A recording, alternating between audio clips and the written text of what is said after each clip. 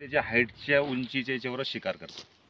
2 ते 3 फुटाची उंचीची शिकार करतात. लहान मुलांना सांभाळायचं. बरं सर, पाणी भरणार जे आता जात आहे शेतकरी समजा समजा रात्रीच्या तुम्ही वेळेस, गाणं लावलं समजा तर कदाचित, त्याला बचाव करण्यासाठी काय काय उपाययोजना हा करावं तर लागेल? त्याच्या उपाययोजना हेच आहे आपल्याला का बाबा आपण वाफाला हे करतो तर चालता फिरता थोडंसं खकारणं किंवा दांगडू करणं, हा हुकल, म्हणजे जेणेकरून त्या माणसाला हे होऊन जाईल, त्या बिबट्याला आभास होईल का कोणीतरी मनुष्य येतोय, तो आपली जागा हा चेंज करून टाकतो. तो काही तर कोणी माणसाचा भास होतोय बा, किंवा मोबाईलवरती गाणे लावणे. मोबाईलवरती गाणे लावलं त्याला असं वाटतं की कोणी एकपेक्षा 2 तरी माणसं जास्त आहे.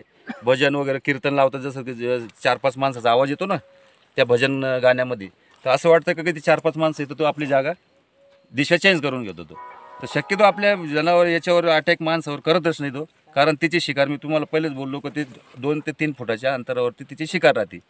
कदाचित त्याला अटॅक कधी होतो का माणूस चुपचाप आहे, चुपचाप बसलेला आहे आणि खाली वाकून काम करतोय. वाकून त्याला असं वाटतं काहीतरी शिकार डुक्कर आहे किंवा कुत्रा आहे. 4 पायाची शिकार आहे ना तिची. 2 पायावर कधीच शिकार करणार नाही बिबट. 2 पायावर उंच जनावर असला कधीच नाही. एखादा बैलावर जेव्हा होतो ना अटॅक, तो बसलेला राहतो आणि झोपेल राहतो. त्यावेळेस तो पाठीमागून येऊन फाटका मारतो, जसं वळला जनावर का तो नरडा धरतो, आणि नरडा धरल्यानंतर काय होतं का त्याला रक्तच निघतो. तर हे रुमाल जे उपरणं मी म्हणलं, जसं का रात्रीच्या वेळेस तुमचं उपरणं दे इकडं, तसं हा उपरणं आपण गळ्यात असं करून बांधतो, फक्त असं टाका तुम्ही. कदाचित समजा आपल्यावरती हल्ला झाला आणि त्यानं धरलं तर त्याची जबान इतकी सेन्सिटिव्ह राहते का तो लगेच सोडून देणार. वास येईल का त्याला? हे उपरण्यामुळे जबान कपड्याचा लगेच सोडून देतो. कारण आजपर्यंत जेवढ्या बी घटना झालेल्या आहे, ज्याच्या गळ्यात उपरणा, दुपट्टा, साडीचा पदर हे पूर्ण वाचलेले आहे.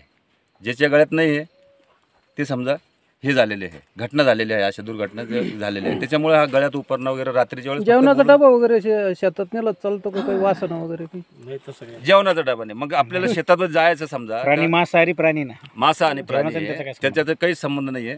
दुसरी गोष्ट का तुम्ही शेतात समजा आपल्याला इथं नेहमी यावं लागतं, तर आपला टायर घ्यायचा, वेस्टेड टायर मोटरसायकलचा, आणि त्या टायराला थोडं तोडून घ्यायचं असं 4 बोटाचा, आणि त्याच्यामध्ये जिवंत आपल्या मिरच्या ज्या वाळलेल्या मिरच्या राहतात, लाल मिरची, त्या बुकटीने करायची, अख्ख्या मिरच्या भरायच्या त्याच्यामध्ये आणि एका साईडला लावून द्यायचं. म्हणजे ते कचवा अगरबत्ती सारखं जळत राहतो 1 ते 2 तास. त्याचा ठसका 1 ते 2 किलोमीटरमध्ये पसरतो, आणि त्या पसरल्यामुळे तुमचे रानडुक्कर, हरणी येणं बंद होतात. कारण रानडुक्कर 5 किलोमीटरपासून शोषण क्रिया राहते रानडुकराची.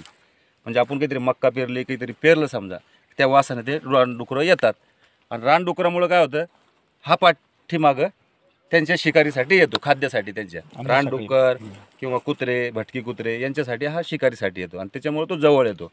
आणि माणूस कदाचित कामाला लागला का खाली वाकून आलं की त्यावेळेसच अटॅक होतो. पण अटॅकच्या अगोदर बचाव, कारण तो वन्य प्राणी कितीतरी म्हणला तर मुक्क जनावर आहे, तो समजू शकत नाही.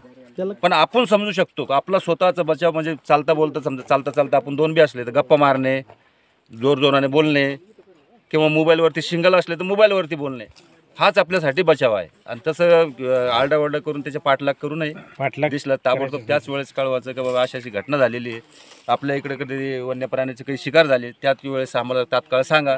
त्यावेळेस आपण ट्रॅप कॅमेरे वगैरे काहीतरी असे लावू शकतो. कारण पिंजरा लावले शक्य राहत नाही, कारण पिंजरा लावल्यानंतर नागपूरला त्याचा प्रस्ताव पाठवावा लागतं, आणि नागपूरला पाठवल्यानंतर तिथून जेव्हा परमिशन येईल, त्या ठिकाणी काय घटना झाल्या याच्यावर विचार केला जातो शासनाचा, आणि त्यावेळेसच ते आपल्याला परमिशन देतात. परमिशन दिलं तरी ते जोपर्यंत पिंजरा त्या ठिकाणी ठेवलेला आहे, शेतकरीला वावरता येत नाही, काम करता येत नाही. 1 किलोमीटरच्या अंतरापर्यंत तिथं मनुष्याला जाता येत नाही. आणि पिंजरा लावला आणि कदाचित त्या ठिकाणी काही घटना झाली, कारण पिंजरा लावताना आम्ही पूर्ण गावात दौंडी वगैरे याच्यामुळे सांगतो का त्या ठिकाणी क्षेत्रामध्ये पिंजरा लावलेला आहे, जाऊ नये.